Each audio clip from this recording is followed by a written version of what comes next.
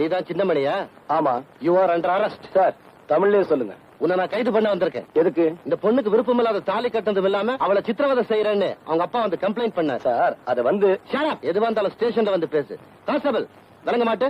இரியா, பேசிக்கிட்டு இருக்கோம்ல. ஐயா, என் பையன் ரொம்ப நல்லவங்க. அவன் ஒரு தப்பும் செய்யலீங்க. அதெல்லாம் வந்து ஸ்டேஷன்ல பேசுங்க. விளங்க மாட்டே? Wait. Excuse me, Inspector. Yes. May I know on what reason you are arresting my husband? I've been telling you all the times. Didn't you hear it? I just came here to do my duty. Fortunately, unfortunately, he is your husband. Yes. You have agreed that we both are husband and wife. Did my husband give any complaint on me, or did I give any complaint on my husband? No. This is a family matter. Some third person had given No, madam. He's not a third person. He's your father. Sorry, Inspector. I have no father, no mother, or anybody. I have only one person. That is my husband. Any doubt?